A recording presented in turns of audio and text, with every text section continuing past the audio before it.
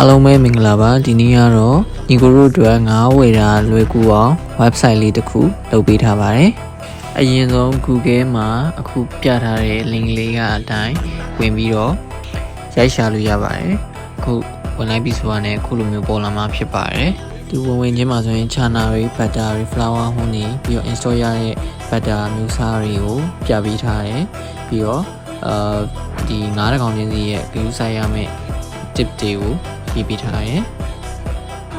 ဘယ်ငါးတွေ site မှာ install ရှိလဲဆိုတော့ our collection တွေကနေကြည့်လို့ရတယ်အရင်ဆုံး butter ကိုနှိပ်လိုက်မယ်ဆိုရင် butter နဲ့ပတ်သက်တဲ့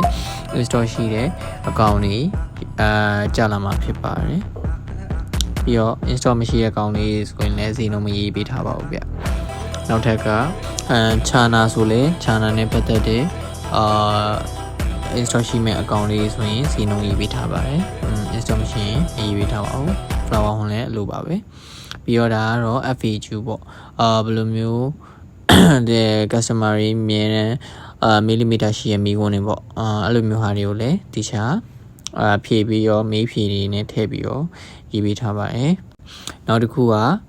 ကဲကိုက်ပေါ့ကဲကိုက်ကလည်းအဲ့လိုပဲဒီ butter တကောင်ကိုဘယ်လိုမျိုးမွေးရမလဲ flower ဟွန်းကိုဘယ်လိုမွေးရမလဲပြီးတော့ကြတော့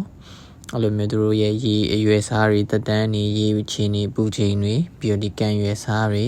အဲ့လိုမျိုးဟာတွေပေါ့အဲ့ဒါတွေကိုလည်းရေးပေးထားပါတယ်နောက်ထပ်အဲ့လိုမျိုး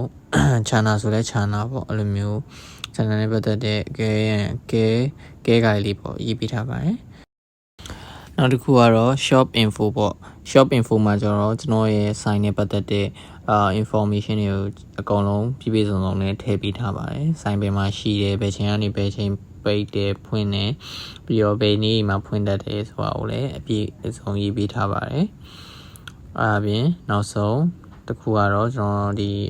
owner ပေါ့ကျွန်တော်ရဲ့အကြောင်းကိုလည်းထည့်ပြီးတော့ရေးပေးထားပါတယ်။ဒါတော့ကျွန်တော်တို့team တစ်ခုကိုညီတောင်းပြီးတော့ရေးခဲ့တဲ့ website လေးတစ်ခုဖြစ်ပါတယ်အဲ့တော့အဲ့ဒါပြင်အောင်မှာဒီကျွန်တော် YouTube link နဲ့ YouTube မှာတင်ထားတဲ့ video လေးကိုလည်းတင်ပေးထားပါတယ်နောက်ဆုံးတစ်ခုက payment ပေါ့ payment မှာပါလဲဆိုတော့ကျွန်တော် WePay QR ပါမယ် Cambodia Pay QR ပါမယ်ပြီးတော့COD လည်းရတယ်ဆိုတာကိုထည့်ပေးတတ်ပါတယ်နောက်တစ်ခုကကျွန်တော်ရဲ့ Telegram ကိုရောက်ချင်နေဆိုရင်လေ please order ဆိုတဲ့ဟာလေးကိုနှိပ်လိုက်ရင်ကျွန်တော် COD ရောက်လာမှာဖြစ်ပါတယ်